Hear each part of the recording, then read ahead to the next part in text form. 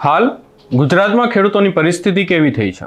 જો ખેડૂતોની પરિસ્થિતિ વિશે વાત કરવામાં આવે તો ખેડૂતો હાલ પોતાનો જે પાથરા છે એ સળગાવવા માટે મજબૂર બન્યા છે, જે પોતાનો પાક છે એ પશુઓને ખવડાવવા માટે મજબૂર બન્યા છે।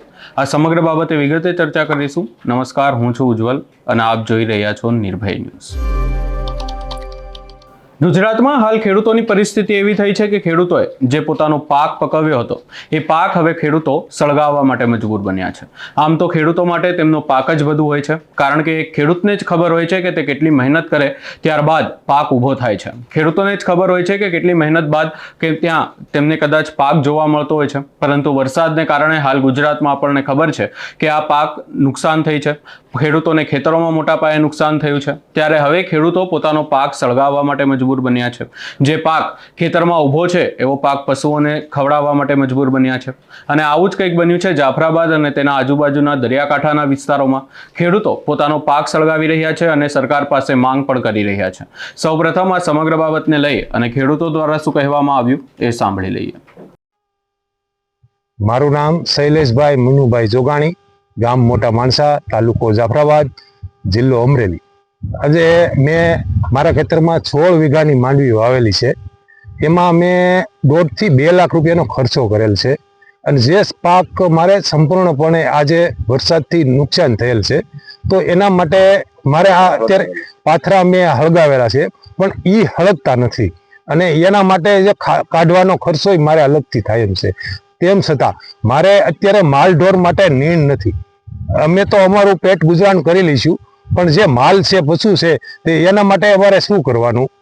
એટલે જો આ સરકારને તમે સહાય આપો એમ કરો છો, પણ હજી આપતા નથી, તો એના માટે અમારે ક્યાં સુધી ઓલું કરવાનું? બરોબર, તો એના માટે શું કરવું? હું સરપંચ મોટા માણસા ઘનશ્યામભાઈ ધનજીભાઈ શેખડા। આ વાડી મનુભાઈ નાગજીભાઈ જોગાણીની છે, મોટા માણસાની, અને 16 વીઘાની માંડવી હતી। આ ભાઈને 16 વીઘાની માંડવી હતી અને બધા પાથરા પડ્યા હતા। ટોટલ પાથરા અમારા મોટા માણસા કે જાફરાબાદ તાલુકાની ઓછામાં ઓછો 10 થી 12 ઇંચ વરસાદ પડેલો હોય, તેથી 16 વીઘાના પાથરા સંપૂર્ણપણે હળી ગયેલ હોય। કાલે આ ભાઈ આ ખેડૂએ બકરા ને ભેહું ગાવું બધું ધન ને એવું લાવ્યા હતા, એને કાંઈ ન ખાધું। આજે એ લોકો હળગાવવા આવ્યા તો અંદરથી બધું ગારા જેવું છે, હળગતું નથી, તો હળગાવ્યા છે પાથરા, બરોબર। એટલે આ ખેડૂતને લાખો રૂપિયાનું નુકસાન છે। આ ભાઈને નુકસાન તો છે જ, પ્લસ એની ઘરે માલ ઢોર હોય એના માટે પશુનો સારો 1 પણ રૂપિયાનો સારો એની પાસે એક જરીકે નથી રહ્યો, બધો પલળી ગયો છે। તો સરકાર આજકાલ પેકેજનું જાહેર કરવાનું કહે છે, દેવા માફીનું કહે છે, તો આ સંપૂર્ણ દેવા માફી કરવી જોઈએ સરકારને, તો જ આ ખેડૂત નો ઉદ્ધાર થાય એમ છે। ને ખેડૂતને આત્મહત્યા કરવા સિવાયનો કોઈ બીજો રસ્તો જ નથી। હવે આ 16 વીઘાની જમીનમાંથી 1 રૂપિયાનું ઉત્પાદન ખેડૂતને ન હોય તો આને સણ્યા વાવવા ગમે બીજો ઉત્પાદન હેનો વાવવું? હવે આ ભાઈને ખેતી હમી કરવામાં 20-25 હજાર રૂપિયા જોઈએ, 50,000 રૂપિયાનું બિયારણ જોઈએ, 25,000નું ખાતર જોઈએ, આ ક્યાંથી લાવવું? તેથી આ મારી એવી નમ્ર અરજ છે કે સરકાર સંપૂર્ણ દેવા માફી કરે જેમ બને વહેલા, તો ખેડૂત આમાંથી ઉજરે, એની સિવાય કોઈ રસ્તો નથી ખેડૂત પાસે।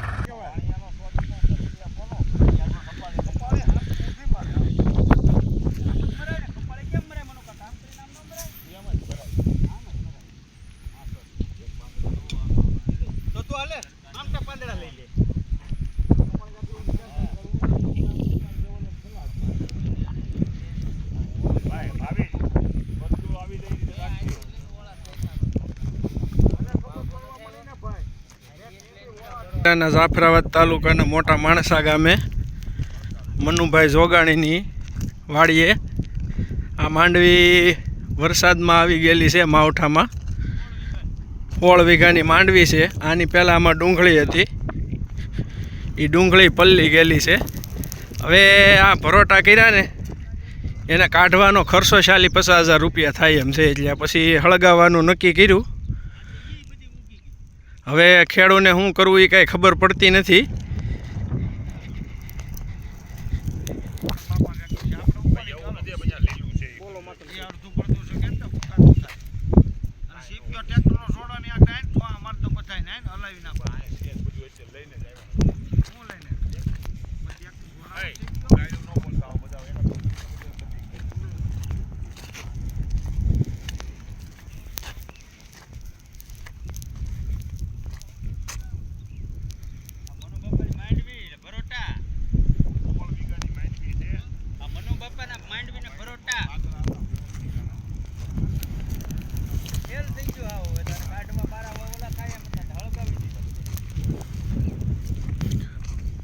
મોટા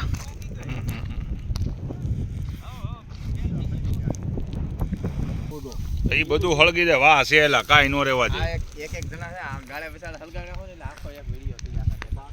આગળ લોળો કાકડો લાવે એટલે હળગાવી નાખે.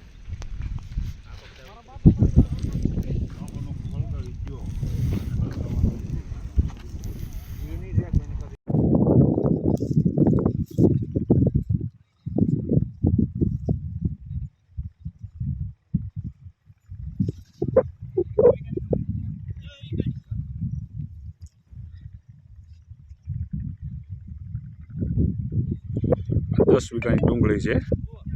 ઊભી ડુંગળીમાં માલ મૂકી દે.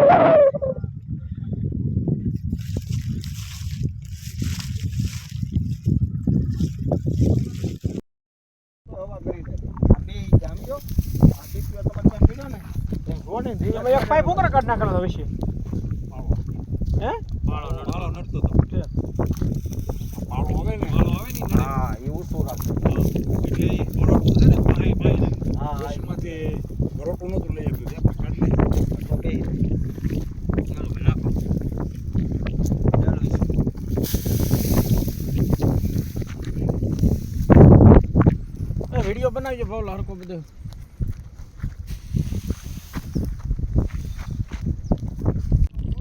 હાલો બા પાત્રા હળગાવ્યા હો પરોઠા સીધા ઓળા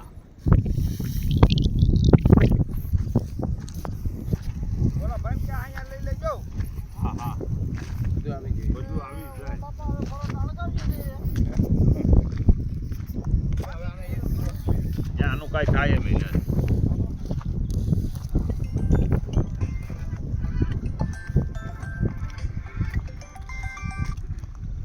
હલો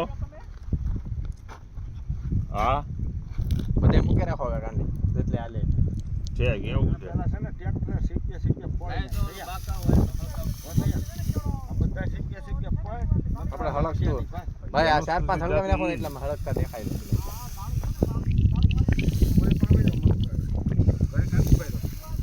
વાંધો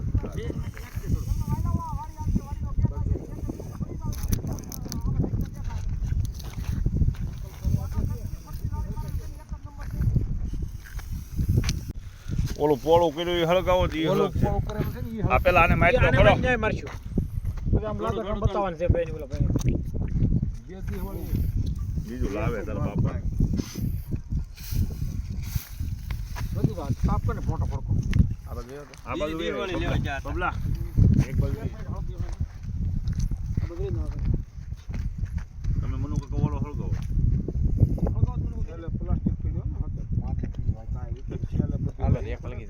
જો બાકો છે તો એક બાજુ રે છૂટી મુતા એક બાજુ બોલો ઢોળી જા ભાઈ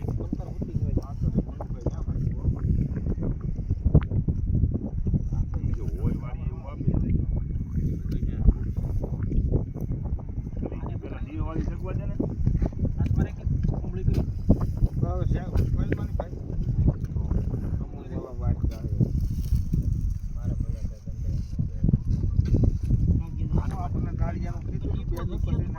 અહીંયા ખેડૂતો દ્વારા સ્પષ્ટ કહેવામાં આવ્યું છે કે તેમણે જેટલો પણ પાક વાવ્યો છે એટલો પાક તેમનો ક્યાંક ને ક્યાંક ખરાબ થઈ ગયો છે કાં તો તેમને નુકસાની થઈ છે. આ વાતને લઈ અને ખેડૂતો દ્વારા આપણે જોયું કે સતત વિરોધ પણ કરવામાં આવી રહ્યો છે. પક્ષ હોય કે વિપક્ષ હોય તેમના દ્વારા સતત વિરોધ કરવામાં આવી રહ્યો છે અને એક માંગ કરવામાં આવી રહી છે કે જે પણ થયું ખેડૂતોને વરસાદને કારણે નુકસાન થયું હોય કે કોઈ પણ વાત હોય પરંતુ ખેડૂતોને સહાય આપવામાં આવે.